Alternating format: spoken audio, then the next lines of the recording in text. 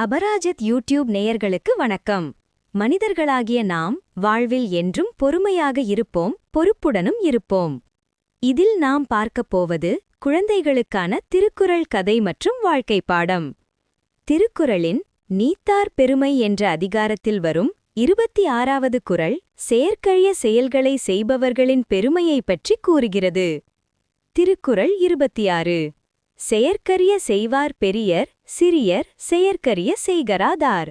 பொருள்: செய்வதற்கு முடியாத கடினமான செயல்களை செய்து முடிப்பவர்களே பெரியோர் எனப்படுவர்.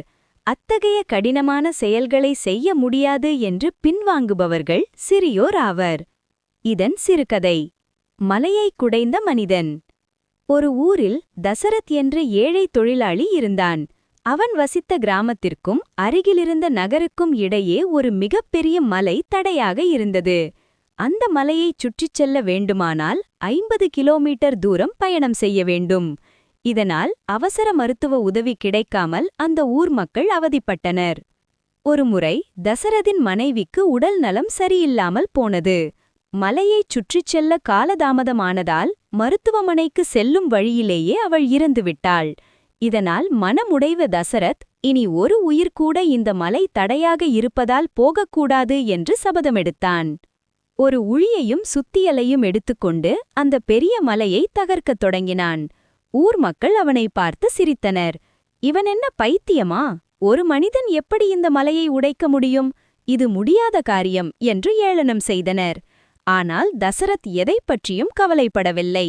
வெயில் மழை பாராமல் 22 ஆண்டுகள் உழைத்தான். இறுதியில் அந்த மலையை பிளந்து 360 அடி நீளமுள்ள பாதையை தனியாக உருவாக்கி முடித்தான். 50 கிலோமீட்டர் பயணம் வெறும் 15 கிலோமீட்டராக குறைந்தது. அவனை எள்ளி நகையாடிய மக்கள் அவனது காலடியில் விழுந்து வணங்கினர். கதையின் நீதி: உலகம் முடியாது என்று ஒரு செயலை சொன்னால் நாம் அந்த செயலை முடிக்க முயற்சி செய்ய வேண்டும். நாம் செய்யும் கடினமான முயற்சியே ஒருவரை உயர்ந்தவராக மாற்றும்.